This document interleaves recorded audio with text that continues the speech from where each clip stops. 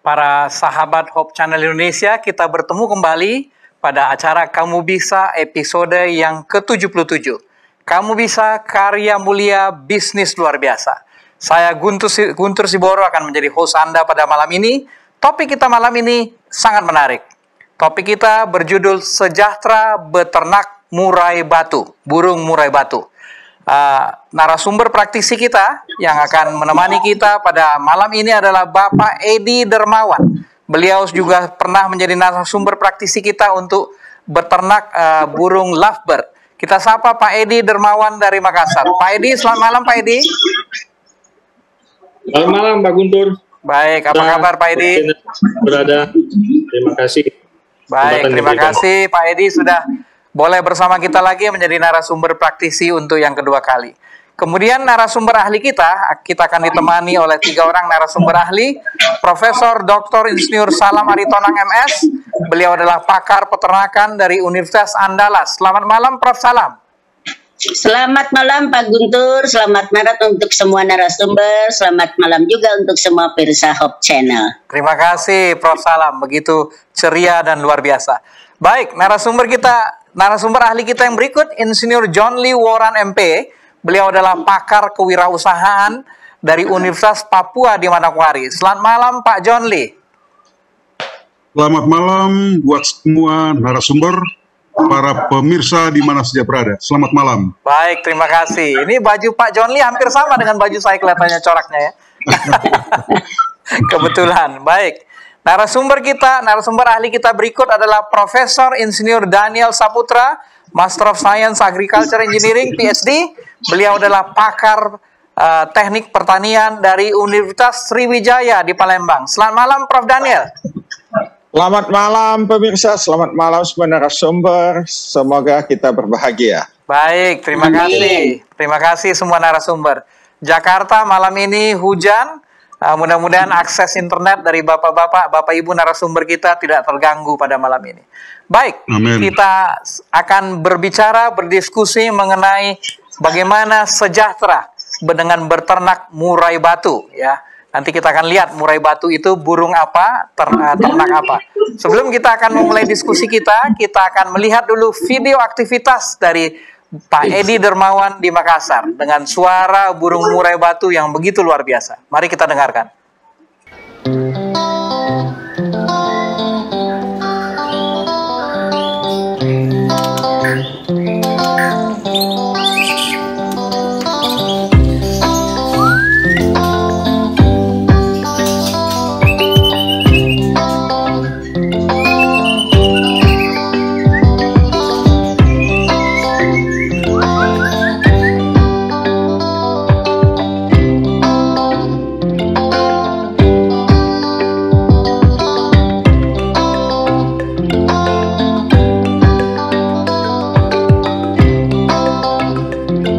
Baik, terima kasih. Kita sudah melihat video aktivitas dari Pak Edi Dermawan di Makassar yang menunjukkan beberapa burung murai batu. Murai batu ini disebut juga kucica hutan atau burung cacing, mungkin karena makanannya cacing ya, atau dalam bahasa Inggrisnya magpie ya. Bahasa Latinnya Copsychus malabaricus ya.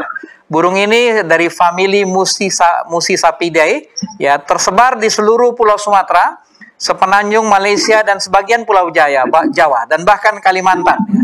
Bahkan beberapa pakar menganggap ras dari Kalimantan Utara, murai alis putih juga sebagai spesies tersendiri. Nah, mungkin kita ingin tanyakan dulu ke Pak Edi ya. Sejak kapan Pak Edi beternak burung murai batu?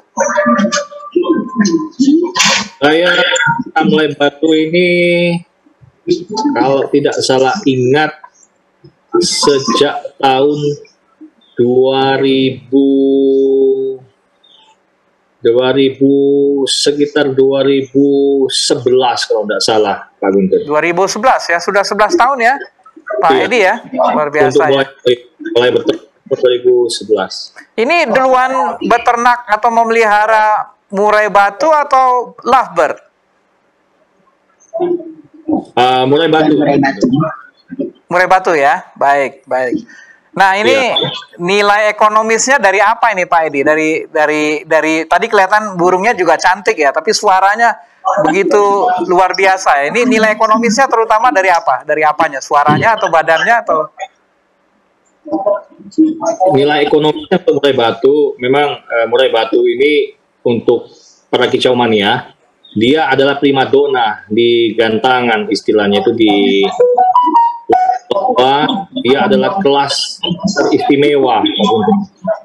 Jadi memang burung ini sangat di nomor satukan dari segi kicau maupun dari segi tubuh. Dari segi tubuh memiliki ekor yang panjang, itu memang sangat menarik, menawan sekali, memang cantik sekali ini burung. Baik, jadi ada dua hal ya, dari suara kicaunya dan juga dari bentuk tubuhnya ya. Ekornya itu cukup panjang ya Pak Edi ya, mungkin 3 kali atau 2 kali atau 3 kali badannya ya. Iya Pak Guntur. Ya, mulai dari 17 bisa sekarang ini, bahkan yang lagi ngetren sekarang ini ekor panjang bisa sampai 40-an Pak Guntur. Oh, 40 cm, wah luar biasa ya. Iya. Bahkan saya dengar ada beberapa spesies murai batu yang ketika dia berkicau itu ekornya naik ya, Pak Edi ya? Iya, biasanya memang untuk spesies murai batu ini ketika dia berkicau, dia punya ekor melambai-lambai, naik turun. Baik, baik. Jadi memang sangat indah sekali. Baik, mungkin kita tanya dulu Prof. Daniel ya. Kita sudah pernah bahas lovebird, Prof. Daniel. Ini kalau dibandingkan lovebird, analisa dari Prof. Daniel dari secara ekonomis bagaimana nih? Secara bisnis ekonomis antara murai batu dengan lovebird.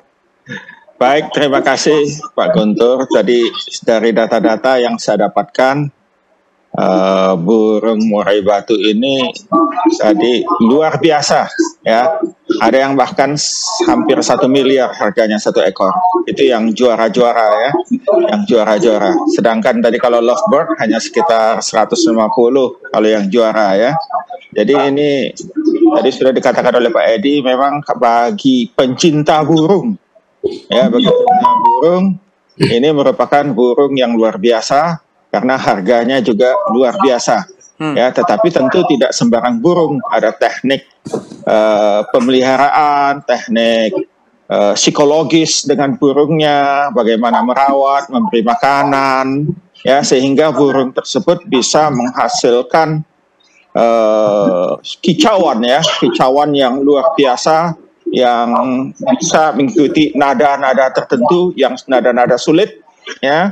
Dan juga tadi besar tubuh, panjang ekor, ya, kilauan bulu, warna dan sebagainya ya. Itu merupakan hal yang luar biasa. Dan satu lagi, ini adalah burung yang memang diizinkan untuk dipelihara. Jadi ada beberapa burung yang memang bagus ya, tapi dilindungi oleh negara sehingga tidak bisa dipelihara secara bebas oleh masyarakat ya. Nah, burung murai batu ini adalah burung yang bisa dipelihara oleh masyarakat, mempunyai bentuk yang luar biasa ya, dan juga kicauannya ini yang luar biasa karena banyak nada-nadanya itu yang kalau sang juara bisa banyak nada yang bisa dibunyikan oleh, dinyanyikan ya. Sebetulnya kalau pencinta burung menyebutnya dinyanyikan, bukan dibunyikan ya, dinyanyikan oleh burung ini. Ada yang nada pendek, ada yang memang seperti saya mungkin ada yang nadanya false kalau nyanyinya ya.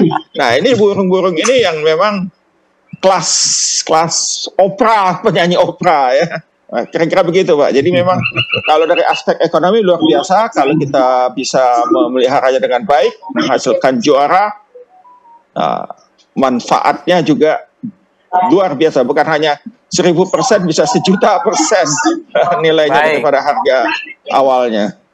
Baik, kita akan dalami lebih lanjut dengan nilai ekonomisnya nanti dengan Pak Edi dan Pak John Lee ya.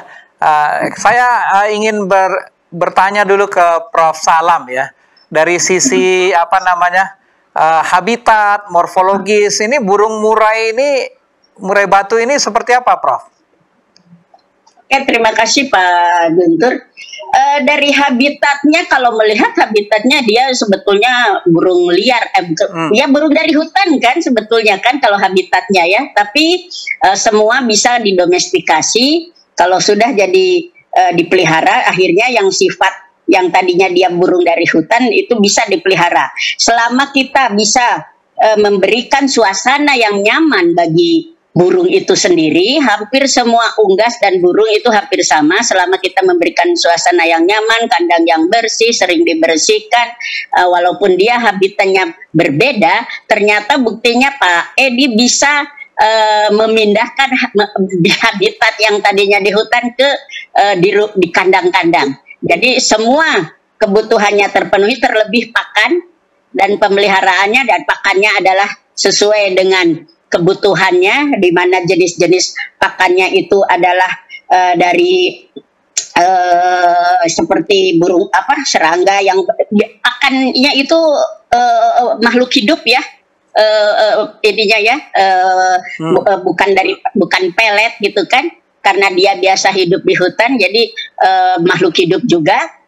Jadi jangkrik, cacing, kroto. Nah, selama itu terpenuhi, jadi Pak Guntur tidak ada masalah selama walaupun habitat sudah dipindahkan, sudah berubah, tapi pakan terpenuhi, kandang bersih, pokoknya lingkungan sangat mendukung, itu tidak jadi masalah. Dan ini sudah terbukti, Pak Edi sudah bertahun-tahun beternak burung murai batu, berhasil. Terima kasih Pak Guntur. Terima kasih Prof. Salam. Jadi memang ini burung liar yang sudah didomestikasi ya.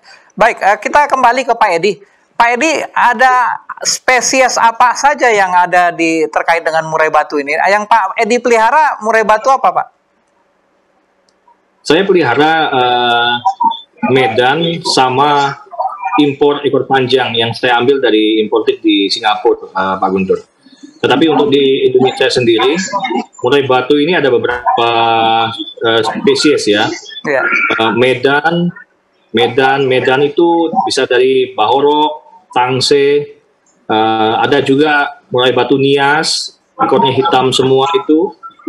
Ada juga Borneo. Dan ada lagi kalau dari Pulau Jawa itu namanya murai supak. Tapi sekarang ini murai supak ini sudah agak langka.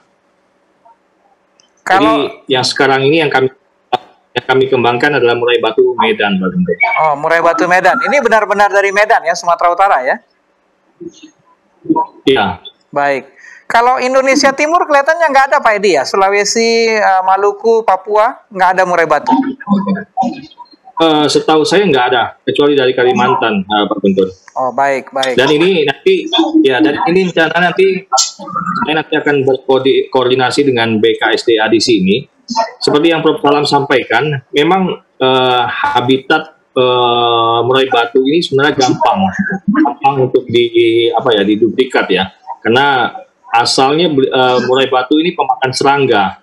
Jadi selama di mana di habitatnya itu banyak serangga, dia akan dapat berkembang biak dengan baik. Dan rencananya memang kami sudah berencana nanti kami akan berkoordinasi dengan BKSDA di Makassar ini. Rencananya memang kami akan melepas liarkan rencananya. Ya mudah-mudahan dia bisa berkembang biak di Sulawesi nanti. Baik, ini jadi kelihatan bisa dikembangkan juga di asal tempatnya mendukung ya, Pak. Maksudnya makanannya ya, serangga dan cacing ya. Ya. Pak Edi dulu tahun 2011 ketika memulainya itu indukannya dari mana atau anakannya dapat dari mana? Saya awalnya memang saya penghobi murai batu dari dulu Pak Guntur. Jadi saya sering ikut kontes dan karena cintaan saya luar biasa dengan burung ini, saya selalu ada burung bagus di pemandangan saya lihat ini cocok, bagus, katulangannya bagus, saya beli. akhirnya setelah beli, karena semuanya bagus-bagus, saya nggak bisa ikut kontes lagi. Karena apa? Karena memang murai batu ini kan sifatnya fighter sekali.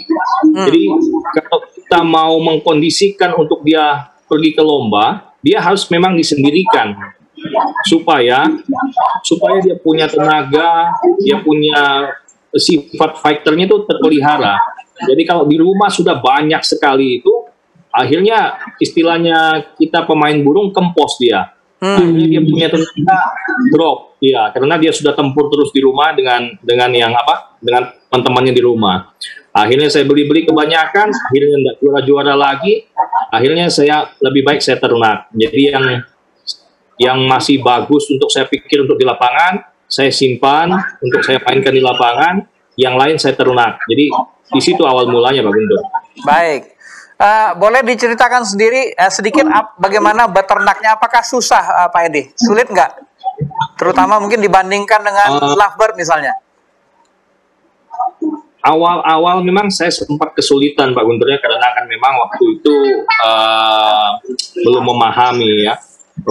memahami karakternya. Yang sering terjadi itu ketika saya lepaskan di kandang ternak, yang tadinya saya pikir ini sudah jodoh, rupanya belum jodoh. Karena mungkin betinanya kurang birahi, jantannya over birahi, akhirnya terjadi malah pembantaian. Jadi sering di awal-awal itu saya alami.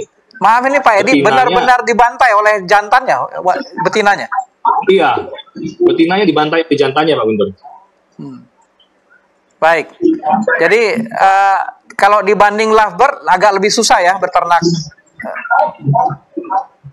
murai batu. Memang di samping itu juga kan murai batu membutuhkan tempat yang agak luas daripada lovebird. Lovebird kita kandang 40 kali 60 sudah bisa ternak kita. Tapi kalau untuk murai batu dia harus agak besar sedikit. Baik. Apa syarat-syarat dia bisa hidup kandang tentunya, tapi lokasinya seperti apa, Pak Edi? Bisa jelaskan sedikit? Lokasi yang penting nyaman, Pak Guntur, kan ya. Lokasi nyaman, dia kalau bisa jauh dari lalu lalang orang sehingga dia tidak terganggu untuk reproduksi, dan tentunya juga gangguan dari tikus itu harus kita minimalisirkan supaya dia tidak terganggu, Pak Guntur. Baik. Kalau kandangnya tadi Pak Edi sudah katakan lebih besar ya, tapi boleh dijelaskan sedikit model kandangnya seperti apa dan apakah di dalam kandang itu dipasang-pasangkan atau satu jantan bisa beberapa betina mungkin? Memang kandang yang ideal sebenarnya yang umum ya. Peternak pakai biasanya 1 meter kali 2 meter atau kali 1,5 kali tingginya 2,5 meter. Tetapi di saya sendiri, saya kondisikan 1,2 meter kali 3 meter kali 2,5 meter. Karena saya memiliki lahan yang agak lumayan. Jadi pribadi saya semakin luas kandang, murai akan semakin sehat karena dia banyak gerak, banyak olahraga istilahnya itu. Dan biasanya memang di saya sendiri untuk satu kandang biasanya 1 pasang, Pak Guntur. Baik, tapi ini tidak seperti lovebird, burung murai batu ini bisa poligami ya, Pak Edi? Iya, sangat bisa sekali. Tapi Pak Edi memilih untuk sepasang, dipasangkan aja ya. Kenapa alasannya, Pak Edi? Karena saya punya materi banyak sekali. Jadi pejantan-pejantan di rumah saya itu banyak sekali. Jadi kalau kecuali kalau dia ada mabung, saya ada kelebihan betina dan betinanya siap reproduksi, biasanya juga saya poligami biasanya. Tapi biasanya satu kandang, ketika dia betinanya sudah nelur, saya tangkap jantannya, saya pindahkan ke kandang yang lain. Biasanya begitu, Pak Guntur. Baik. Kandangnya itu tadi lantainya pakai apa itu, Pak Edi? Tanah aja? Tanah aja, Pak Guntur. Saya ke tanah lebih bagus ya. Baik. Ya, karena dengan tanah ya penguraian untuk kotoran-kotorannya itu lebih bagus. Jadi amoniak itu tidak gampang naik, Pak Guntur. Baik. Mengenai kebersihannya sangat penting ya, Pak Edi, kebersihan kandang. Iya. Bagaimana cara membersihkannya, Pak Edi? Biasanya kan di lantai saya itu saya tabur pasir dan pasir laut. Biasanya saya lihat kalau 1 minggu kotorannya sudah menumpuk, biasanya saya bersihkan biasanya. Atau pas lagi panen, sambil kita bersihkan kandang. Baik, burung murai batu ini kan seperti mungkin seperti ayam ya. Saya pengen tanya Pak John Lee ya, karena Pak John Lee ini kan peternak ayam juga ya. Apa bedanya Pak John Lee? Atau apa yang bisa dipelajari yang bisa dari ayam bisa dipraktekkan ke murai batu? Baik, Pak Guntur. Jadi sebetulnya murai batu ini jenis burung dalam rumpun unggas secara umum ya. Jadi termasuk di dalamnya adalah ternak ayam, ternak itik, kemudian entok dan ternak puyuh, kemudian jenis-jenis aneka ternak yang termasuk dalam golongan unggas seperti yang pernah kita bahas, misalnya ayam hias, kemudian ada burung merpati, ada lovebird, kemudian malam ini kita sedang bahas mengenai murai. Nah, jadi sebetulnya ini satu rumpun besar golongan unggas. Yang menjadi berbeda adalah kalau ternak ayam, ternak itik, entok dan sebagainya itu sudah dibudidaya ya, sudah dibudidaya dengan menggunakan teknologi sehingga mudah untuk perkembangbiakannya. Kemudian pakan juga yang nanti akan dibutuhkan itu sudah diramu sedemikian rupa sehingga mudah untuk didapatkan melalui industri pakan. Kemudian kalau berbicara manajemen hampir tidak berbeda. Nah, yang menarik di burung murai ini adalah masalah sumber pakannya yang berbeda dengan jenis-jenis unggas yang lain. Dia menggunakan serangga-serangga, kemudian cacing yang sebetulnya tidak sama dengan jenis unggas yang lain. Nah, yang menjadi masalah adalah sumber pakannya ini kan saya tidak tahu apakah mudah didapat atau sulit ya. Kalau misalnya mudah didapat, barangkali para pendatang baru ya yang berminat akan mudah untuk bisa mereplikasi dan mengikuti jejak dari Pak Edi. Tapi kalau seandainya sumber pakannya ini sedikit sulit, nah ini yang akan menyulitkan para pendatang baru. Itu yang pertama. Lalu yang kedua, sebetulnya dari sisi ekonomi, kalau saya mau hitung-hitung, ini jauh lebih efisien. Karena kalau unggas yang lain, dia menggunakan pakan komersial yang harganya sangat mahal. Sementara kalau burung murai ini, dia hanya menggunakan sumber daya yang ada di sekitarnya. Yang menjadi persoalan adalah apakah tersedia cukup. Nah, itu yang barangkali saya ingin mendapatkan informasi lebih banyak dari Pak Edi. Kalau tersedia cukup, ini berarti mudah untuk kita introduksi ke tempat yang lain, mudah direplikasi oleh para pendatang baru, dan ini akan memperbesar manfaat ekonomi bagi para pemirsa yang berminat. Barangkali itu bagian yang pertama yang perlu kami sampaikan. Baik, terima kasih Pak John Lee ya. Mungkin Pak Edi bisa jelaskan sedikit mengenai pakan ini, karena memang kelihatannya burung murai batu ini pakannya pakan protein hewani yang hidup ya, dibanding burung-burung lain atau unggas lain yang bisa diberikan pakan komersial ya. Boleh dijelaskan sedikit Pak Edi? Ya, memang untuk pakan saat ini sangat mudah untuk kita dapatkan untuk murai batu. Seperti jangkrik itu sudah banyak peternak-peternak yang berternak jangkrik, jadi itu sangat memudahkan kita. Di sisi lain juga untuk cacing saya rasa di alam tersedia dengan limpah ya. Kita di Indonesia selama ada tanah yang subur pasti banyak cacing. Dan untuk kroto selama itu ada pohon mangga, ada perkebunan pohon mangga atau hutan-hutan, sangat tersedia banyak sekali kroto itu, telur semut itu. Jadi dari segi pakan sangat mendukung sekali Pak Joni. Jadi tidak usah khawatir bagi teman-teman pemula teman-teman yang baru mau mulai, jangan khawatir. Itu sangat tersedia banyak sekali di sekitar kita ya. Jadi kalau dihitung dari sisi biaya, tidak terlalu mahal ya Pak Edi, karena tidak terlalu banyak pakan komersial. Tidak Pak Guntur. Pakan komersialnya juga kadang kita kasih, cuman berupa fur. Tapi fur juga tidak seberapa dia makan, jadi ya, dan fur juga sangat murah di pasaran, sangat murah. Baik, kelihatannya mungkin Pak John Lee bisa komentar nih, kelihatannya bisa dikembangkan di Papua ya, yang ketersediaan pakan protein hewani, serangga dan cacing tadi masih banyak ya. Silakan Pak John Lee kalau mau diberikan komentar. Pak Guntur, jadi sebetulnya di mana-mana tempat di daerah tropis termasuk di Indonesia dan pulau-pulau yang terdapat di negara kita sangat memungkinkan untuk dikembangkan murai ini. Yang menjadi masalah adalah dalam penjelasan tadi belum semua pulau itu ada perkembangan pihak ya burung murai ini. Kalau tadi disampaikan di Pulau Sumatera, Pulau Kalimantan, dan di Pulau Jawa. Sementara di pulau-pulau yang lain belum ada informasi yang lebih banyak tentang hal itu. Tetapi kalau dari pengalaman Pak Edi ini sebetulnya di semua daerah memungkinkan untuk dikembangkan. Yang menjadi masalah adalah para pencinta ya, para peminat, para hobiis dengan burung murai ini kan belum banyak.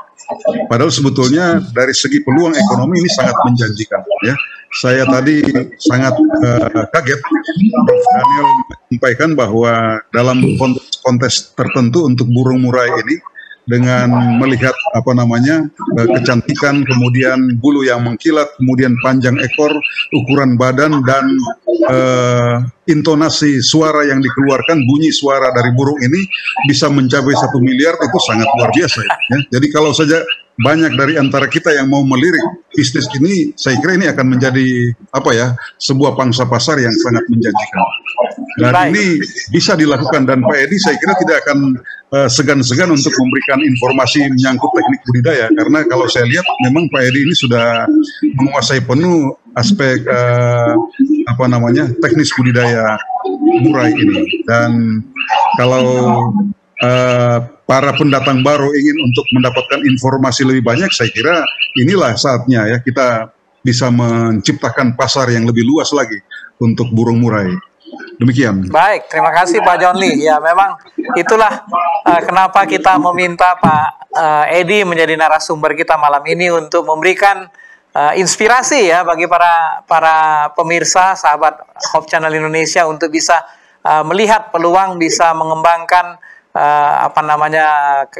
budidaya atau beternak murai batu. Pak Edi, kalau dari sisi komponen biaya, yang terbesar apa? Kandang, pakan, atau yang lain? Untuk investasi awal mungkin kita modal untuk beli burung sama kandang ya Pak Guntur. Kandang ya. Tapi kandang juga saya rasa tidak terlalu mahal lah. Kita bisa manfaatkan. Kalau dulu kita besi siku ya untuk membuat kandang, tapi sekarang kita bisa menggunakan balok kayu. Kalau memang tempatnya aman, kita bisa menggunakan balok kayu atau sekarang ini baja ringan, dan itu biayanya lebih murah sekali. Baik. Saya perhatikan tadi kandangnya kiri kanannya tertutup ya Pak Edi. Ini burung ini nggak boleh ngelihat samping kiri kanan ya? Iya, betul Pak Guntur. Jadi burung ini kan sifatnya fighter dia. Jadi di antara kandang itu harus kita sekat supaya memang nggak saling melihat mereka. Jadi karena memang sifatnya teritorial ya istilahnya ya. Teritorial sekali. Sangat menguasai teritorinya. Baik pemirsa, kita akan berhenti sejenak untuk melihat yang satu ini. Jika Anda memiliki pertanyaan, bisa disampaikan kepada call center Hope Channel Indonesia atau melalui pertanyaan melalui Facebook Live dan YouTube Live di chat, sehingga nanti narasumber kita Pak Edi, Prof. Salam, Prof. Daniel, dan Pak John Lee bisa memberikan penjelasan. Kita lihat dulu yang satu ini. Ini susu, tapi bukan susu almond. Terus susu siapa dong? Yang pasti bukan susuku. Gini nih cara bikinnya. Bahan-bahannya sih kurang lebih sama susu almond kemarin, tapi kali ini kita ganti almondnya sama oats. Kita pakai kurma, vanila, dan garam. Oke, sekarang kita tuangin air ke dalam blender. Ingat ya, airnya harus air matang, bukan air mata. Oke, sekarang kita masukin oatsnya. Kalau kemarin almondnya kita rendam dulu, tapi kali ini oatsnya nggak perlu direndam. Amarahmu saja yang diredam. Terus kita masukin kurma. Habis itu kita masukin garam. Terakhir kita masukin vanila. Kalau kalian mau pakai gula juga nggak apa-apa, pakai aja. Kalau di sini aku nggak pakai gula karena aku udah manis. Terus tinggal kita blender deh. Kita tungguin aja sampai dia muter-muternya selesai. Sekarang kita siapin tempatnya. Sekarang waktunya tinggal disaring aja. Kita cari susunya bukan ampasnya. Karena ampasnya harus dibuang. Sama seperti dosa. Dosa itu layaknya ampas. Ampas harus dibuang. Nah, tinggal diremas-remaskan biar susunya keluar. Oke, kalau kalian mau susu oats coklat juga bisa pakai carob powder sama gula singkong biar sehat. Oke, udah jadi. Sekarang tinggal dicoba. Enak. Memang susu itu selalu enak dan sehat, apalagi kalau plant based.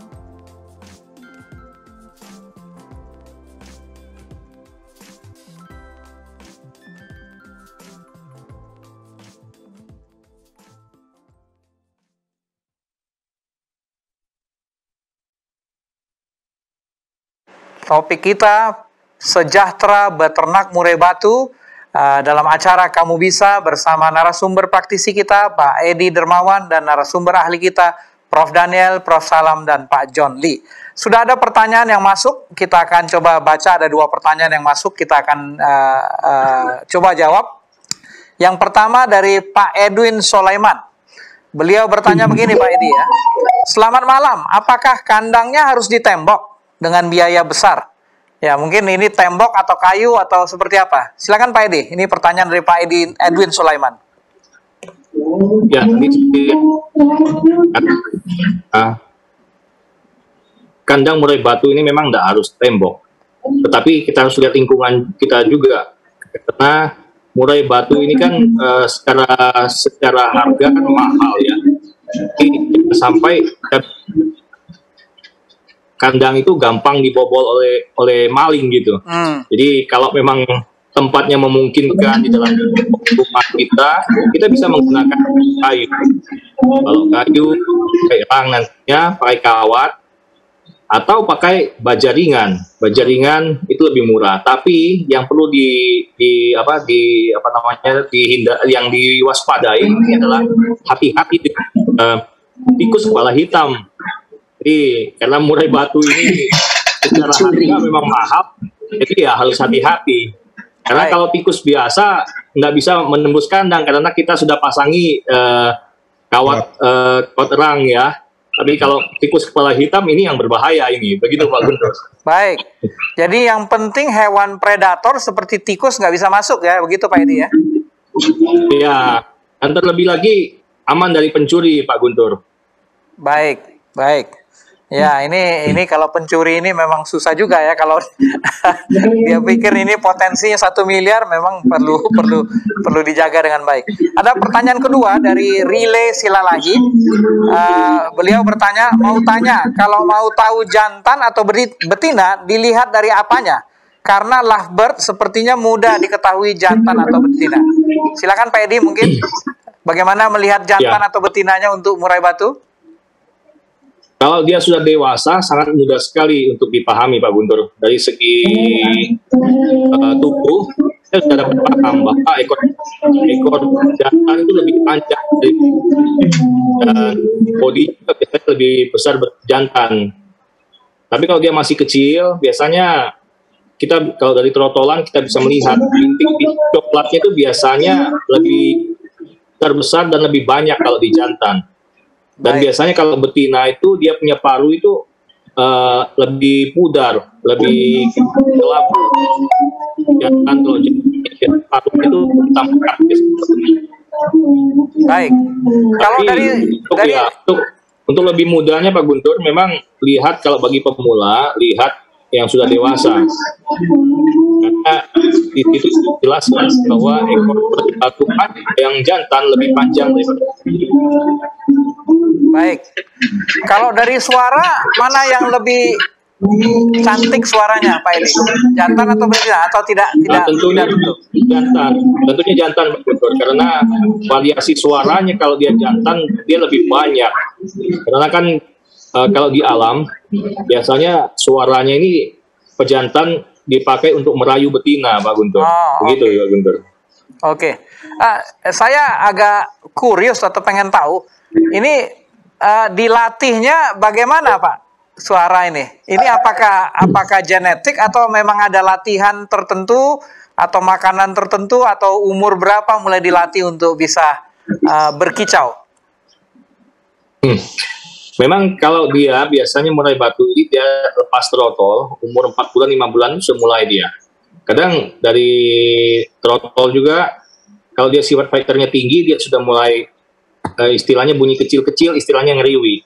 Tetapi untuk dia lebih bunyinya lebih bervariasi itu biasanya di umur 8 bulan 9 bulan. Nah, memang tekniknya melatih ini kalau kita dari kecil, dari anakan, kita harus kasih masteran istilahnya itu. Jadi kita kasih burung-burung lain yang suaranya bagus dan yang panjang seperti burung kenari, burung kapas tembak, supaya murai ini bisa mengikuti. Jadi semakin banyak materi yang kita berikan kepada dia untuk dia rekam di memorinya, semakin bagus. Karena semakin banyak yang dia bisa keluarkan, akan semakin mahal nantinya murai batu ini. Kalau dilatih dengan dengan rekaman bisa nggak Pak Edi? Diputar rekaman? Boleh. Bisa. Oke. Sangat bisa sekali bagus. Jadi memang biasanya peternak atau teman-teman penghobi karena kesibukan untuk memiliki masteran yang hidup biasanya kan repot. Jadi mereka pelihara murai batu satu ekor atau 2 ekor, tetapi mereka masterkan dengan mastering yang sonic biasanya. Tapi itu tidak jadi persoalan karena dengan sonic pun murai batu ini kan murai batu burung yang pintar, jadi gampang sekali dia bisa merekam di memorinya apa yang dia dengar. Begitu Pak Guntur. Baik, mungkin saya mau tanya Prof. Salam, mungkin kalau mengetahui ya, ini faktor morfologis atau faktor genetis apa yang menentukan suara burung murai batu ini lebih baik, atau apakah hanya latihan saja atau ada faktor genetis yang bisa membuat dia lebih baik? Terima kasih Pak Guntur. Menurut saya faktor genetik pasti ada.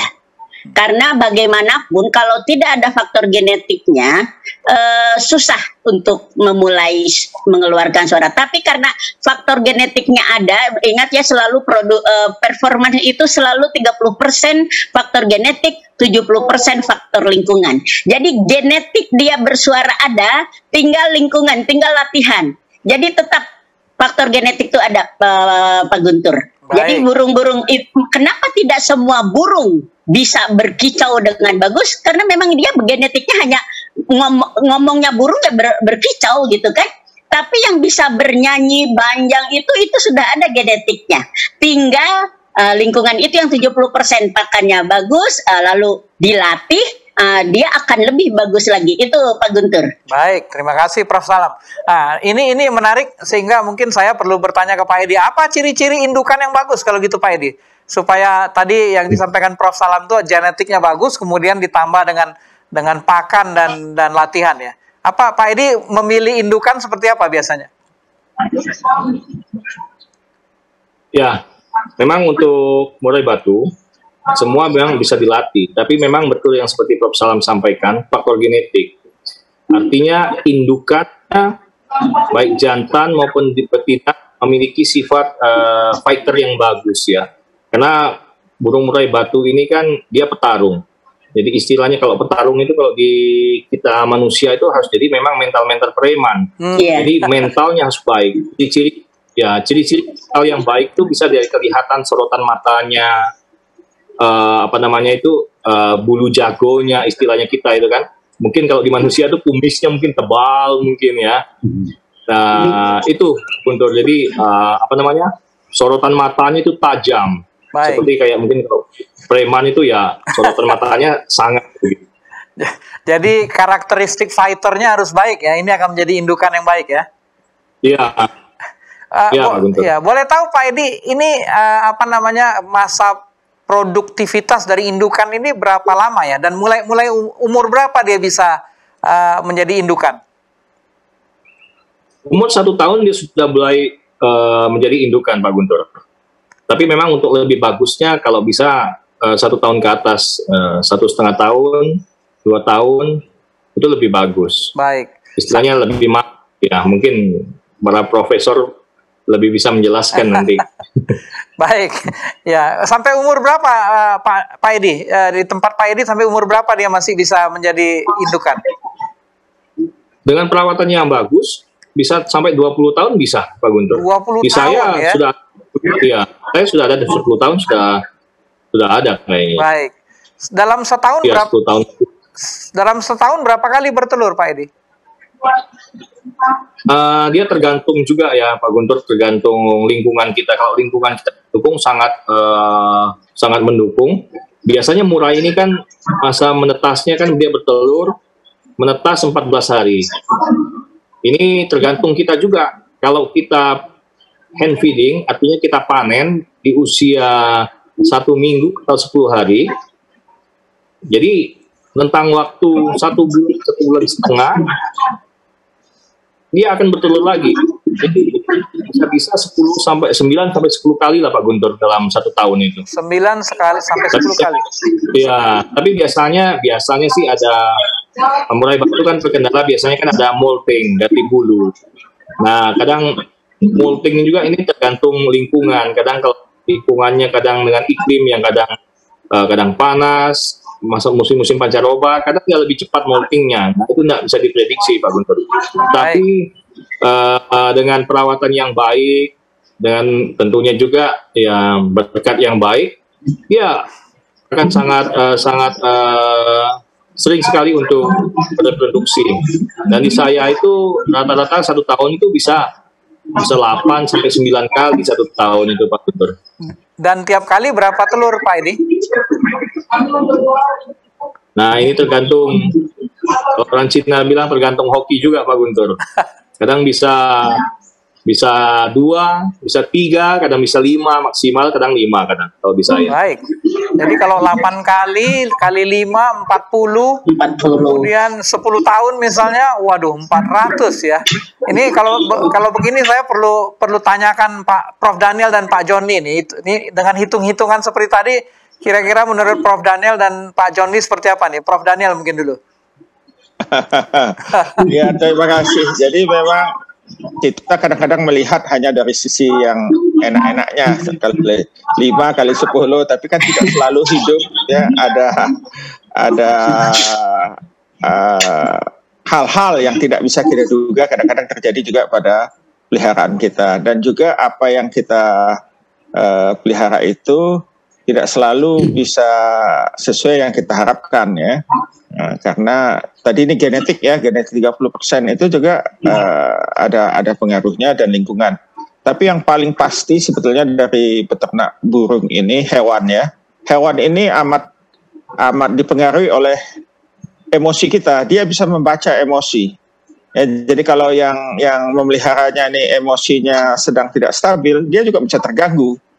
Ya. Jadi ya itu tadi. Kata orang kalau beternak itu ada tangan dinginnya, ya. Nah, kalau saya rasanya kalau beternak burung mungkin saya sudah coba beberapa kali tidak berhasil, ya. Tapi kalau saya lihat sekarang saya ada ikan gitu di kolam kecil, ya agak lumayan ikannya. Nah mungkin saya tangan dinginnya di ikan tapi tidak di burung, ya. Jadi perlu juga tadi sudah disampaikan oleh Pak Jonli, kalau kita mau sebagai pemula, para pemirsa yang ingin sebagai pemula, perlu kita perhatikan cocok nggak kita memelihara burung. Kalau kita sudah bisa memelihara burung-burung yang lain dan bagus, maka kita berkemungkinan besar ya bisa dengan burung murai batu.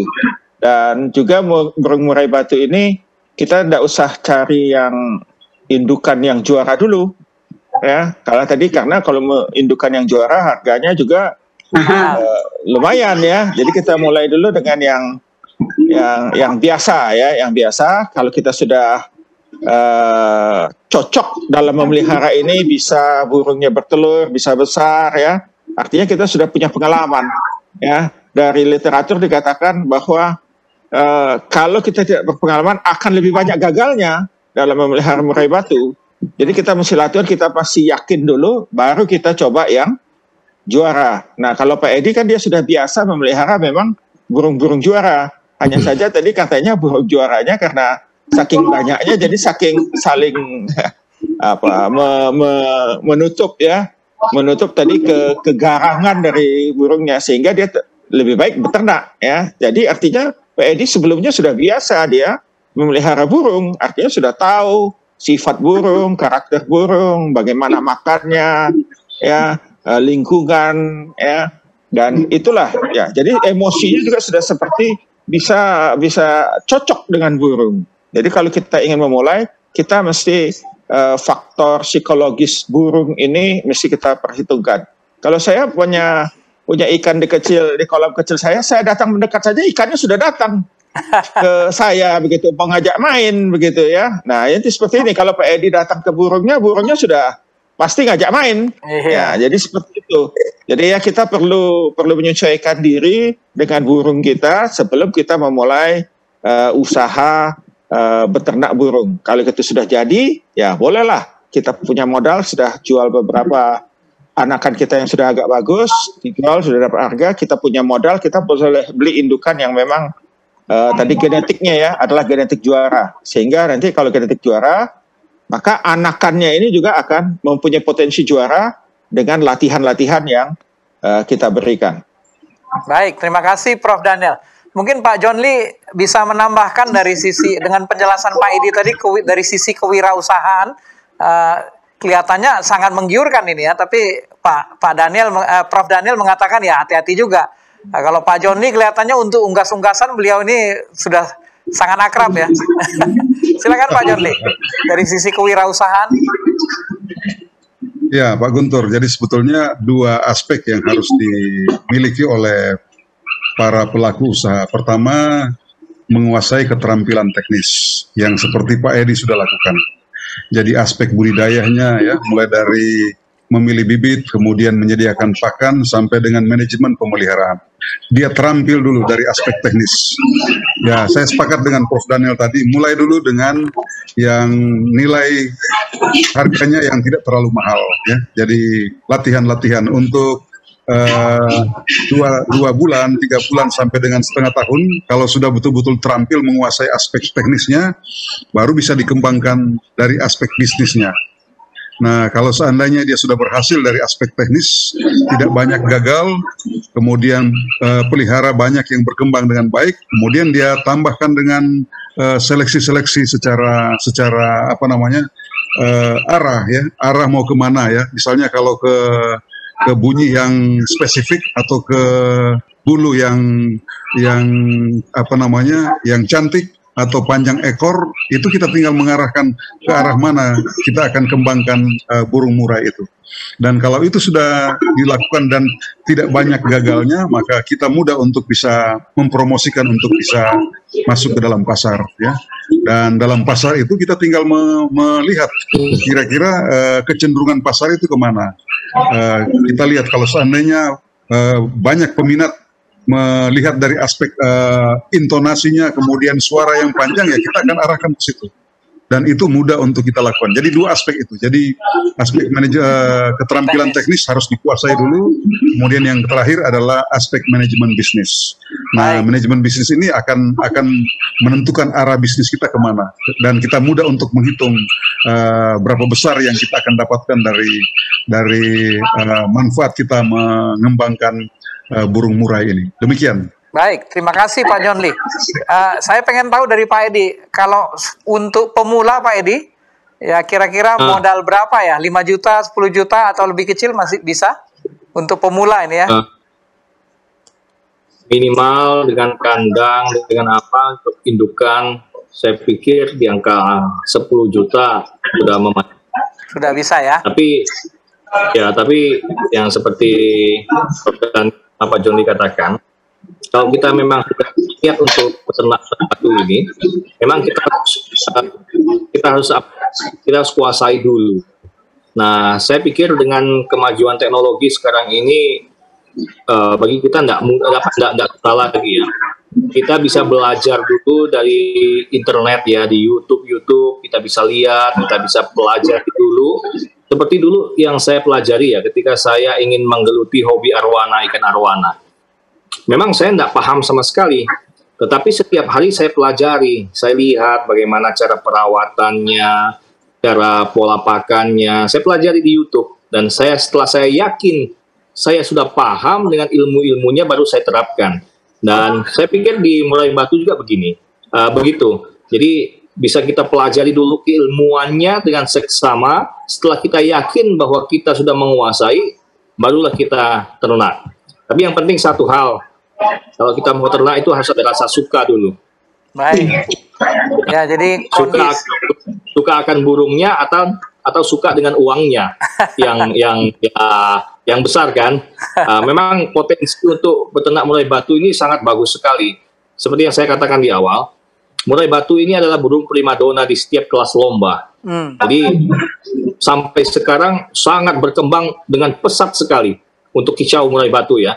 Seperti Pak Joni katakan, yang Pak Prof sampaikan ke Pak Joni, memang baru-baru ini sangat menghebohkan dunia murai batu. Kenapa? Karena memang ada murai batu juara yang dibeli dengan harga 1 M. 1 miliar ya? Dan itu 1 miliar. Dan itu masuk rekor muri burung murai termahal di Indonesia. Baik. Jadi ya kita yang namanya ini, yang penting seperti Prof. Daniel katakan, yang penting kita ada hati dulu ya. Kalau kita ada hati, kita rawat dengan sepenuh hati, dan tidak menutup kemungkinan kalau perasaan kita baik, perawatan kita baik kepada dia, dia juga akan memberikan impact yang bagus kepada tuannya. Dan ketika dia dilombakan dan dia bagus performanya, tidak menutup kemungkinan dia akan jadi murai batu yang mahal nanti yang akan dibeli orang. Itu Pak Guntur. Baik, baik. Masih ada satu pertanyaan, mungkin saya bacakan dari Pak Edwin Sulaiman kembali ya. Mungkin Pak Edi bisa bantu jawab nih. Bagaimana mengetahui burung siap dijodohkan agar tidak dibantai betinanya? Nah, ini gimana nih Pak Edi? Nah, jadi begini, kalau memang sudah memiliki sepasang murai batu jantan betina dan kandang sudah siap, biasanya betina kita lepaskan dulu. Dan kalau ini usianya kan sudah mapan, kalau kita mau tahu dia sudah siap atau tidak, betina kita lepaskan dulu. Setelah itu di bawah itu, di kandang kotaknya itu kita kasih ranting-ranting cemara. Dan di bawah itu kita kasih ranting-ranting cemara juga. Dan kita masukkan jantan, tapi jantan jangan dilepaskan dulu. Jantannya kita taruh di kandang kotak, kandang yang lebih kecil. Jadi ketika betina sudah mulai memunguti ranting-ranting cemara, nah kita sudah tahu bahwa ini betina sudah mulai mau bereproduksi, mau bertelur. Jadi kita bisa coba lepaskan jantannya. Tetapi dengan catatan harus tetap diawasi. Jadi nggak boleh dengan yakin jodoh kita lepaskan langsung, jangan. Karena pengalaman saya biasanya walaupun betinanya sudah birahi, jantannya belum mau, biasanya kadang dibantai juga. Jadi saran saya yang terutama untuk menjodohkan murai batu harus kita pantau. Jadi ketika kita sudah lepas jantan dengan betinanya, jantannya tidak terlalu mengejar lagi, kita pantau selama 1-2 jam, ya kita boleh yakin bahwa itu sudah berjodoh. Tetapi kalau kita lepas, dia kejar, dan dia kejar terus, kita harus tangkap lagi jantannya, masukkan lagi ke kandang kotak, supaya lama-lama dia terbiasa nantinya. Begitu, Pak Guntur. Baik, jadi harus ada proses adaptasi berkenalan ya Pak Edi ya? Iya, betul. Baik, baik. Terkait dengan penyakit atau hama, penyakit mungkin apa yang pernah Pak Edi dapati? Kalau penyakit biasanya ya, yang sering terjadi pada murai adalah totelo. Totelonya mungkin nanti Prof. Salam bisa jelaskan ya, apakah sama dengan ayam atau tidak. Tapi memang kasusnya agak beda dengan, mungkin Prof. Daniel juga lebih tahu nanti itu. Karena memang di murai batu itu sering terjadi, tapi istilah kita di murai batu totelo, dia kena saraf, seperti otot lehernya itu menegang. Jadi dia lehernya itu tertarik ke belakang, seperti kejang dia begitu. Nah itu yang kendala kadang, karena mungkin virus atau bakteri atau cuaca yang tidak mendukung, biasanya itu terjadi. Makanya di saya selalu kandang itu yang penting sirkulasi udaranya bagus, dan usahakan kandang itu selalu bersih. Jadi usahakan kotoran-kotoran itu jangan membentuk amoniak tersebut, rasanya susah gitu. Mungkin itu Pak Guntur. Baik, kalau sudah terkena totelo, Pak Edi penanganannya seperti apa Pak? Totelo, kita tahu kita harus sediakan satu di kandang ternak itu untuk murai batu itu namanya obat saraf. Ada botol kecil, satu botol itu 25.000. Namanya obat saraf Dr. Edi. Bukan Edi saya ya, Pak Guntur. Dr. Edi. Jadi itu. Jadi setelah kita lihat dia menggelepar, kita tangkap, kita tes untuk obat, kita kasih di kandang yang teduh, tempat yang teduh. Nggak lama biasanya dia akan sudah pulih kembali biasanya begitu Pak Guntur. Baik, mungkin Prof. Salam ada yang mau ditambahkan terkait dengan penyakit? Terima kasih Pak Guntur. Ini mengenai tetelo ini ya. Sebetulnya tetelo itu adalah penyakit yang biasa menyerang unggas. Nama lainnya itu adalah Newcastle disease ya. Itu virus sebetulnya. Ya, biasanya kalau pada ayam dan unggas-unggas lain, kalau ada 1-2 yang tetelo, nggak cepat dipisahkan, itu bisa menyebar karena virus. Nah, ada kemungkinan, nah saya bertanya Pak Edi, kalau ada yang tetelo, apakah yang lainnya kena juga? Enggak dok. Nah, jadi dugaan saya, itu bukan tetelo seperti Newcastle disease yang banyak terjadi pada penyakit unggas lainnya, yang snot itu kan, ini kemungkinan ada kekurangan mineral, salah satu mineral yang buktinya setelah dikasih obat Edi itu dia sembuh kan. Padahal kalau tetelo itu kalau pada ayam, pada yang unggas lainnya itu 1 kena 2 kena, kalau tidak cepat dipisahkan itu cepat menyebar, bisa habis itu satu kandang. Jadi ada kemungkinan Pak Edi ada salah satu beberapa ekor yang mungkin daya serapnya yang kurang, padahal diberikan ransum yang sama, makanan yang sama, tapi ada beberapa per individu ada mungkin merasa kekurangan. Jadi ada buktinya bisa, karena kalau tetelo itu kalau tidak cepat tuh umumnya pada mati. Baik. Ya, terima kasih Pak Guntur. Ya, saya setuju dengan Prof. Salam. Sepertinya memang istilah totelo untuk di murai batu ini mungkin sepertinya memang berbeda. Kurang mengena. Ya. Mungkin seperti yang Prof. Salam sampaikan, kemungkinan besar memang kekurangan asupan mineral mungkin. Iya. Baik. Mungkin Pak John Lee kelihatannya ada yang mau ditambahkan. Ini Pak John Lee kan biasa berternak unggas. Apakah sama tetelonya? Ya, pengalaman saya kalau tetelo itu ya 1 kandang habis kalau 1 kena. Ya, saya pernah pengalaman dengan ternak ayam potong 3.000 ekor mati semua. Mati semua. Ya, karena tetelo. Itu virus, tapi memang saya sepakat dengan Prof. Salam. Saya kira itu karena kekurangan salah satu mineral yang sangat dibutuhkan oleh tubuh. Dan ketika diobati dia normal lagi. Ya bukan tetelo itu, tapi saya kira kekurangan mineral yang menyerang saraf, ya, yang menyerang saraf. Hanya ciri-cirinya tidak terlalu berbeda dengan tetelo. Jadi kepalanya itu tertarik ke belakang. Baik. Seperti itu. Baik, terima kasih. Sahabat Hope Channel Indonesia, tidak terasa kita sudah hampir 1 jam berdiskusi, berbicara mengenai beternak murai batu.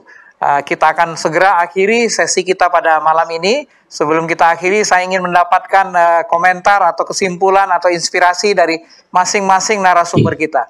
Mungkin mulai dengan Prof. Daniel. Baik, terima kasih. Jadi, saudara pemirsa sekalian, beternak murai batu mempunyai potensi untuk menghasilkan uang. Tetapi jangan lupa kita belajar dulu secara teknis budidayanya sebelum memulai bisnis murai batu. Terima kasih. Baik, potensi namun prakteknya latihan dulu ya Prof ya. Baik, Prof Salam mungkin silakan. Oke, untuk pemula apapun yang akan dilakukan budidaya ternak itu memang harus dari hati. Kalau tidak dari hati, saya yakin tidak akan berhasil. Karena hewan pun punya naluri. Kalau kita cintai, dia pun akan memberikan imbalan ke kita. Terima kasih. Terima kasih, Prof. Pak John Lee. Ya, budidaya murai batu tidak hanya memenuhi kebutuhan rekreasi masyarakat, tapi juga memberi manfaat ekonomi yang sangat luar biasa. Tetapi harus dicoba. Kalau tidak pernah dicoba, kedua itu tidak pernah kita nikmati. Baik, terima kasih Pak John Lee yang memberikan motivasi. Pak Edi, silakan. Apa yang bisa disampaikan kepada pemirsa kita? Pengalaman dari saya, Pak Guntur, di mana ada kemauan, di situ pasti ada keberhasilan. Yang penting kita berdoa meminta petunjuk kepada Tuhan, apakah ini sesuai dengan apa yang keinginan saya dan keinginan Tuhan. Saya rasa pasti kita akan berhasil. Amin. Baik, terima kasih Pak Edi. Sahabat Hope Channel Indonesia, kita akan mengakhiri sesi kita pada malam ini. Sudah kita dengarkan dari narasumber praktisi kita, narasumber ahli kita. Intinya mari kita mencoba dan jika Anda memiliki passion untuk melakukannya, keberhasilan akan Anda dapatkan, terutama jika Tuhan memberikan izin atau berkat bagi Anda. Baik, para pemirsa, sahabat Hope Channel Indonesia, kita bertemu kembali pada sesi yang lain di Hope Channel Indonesia.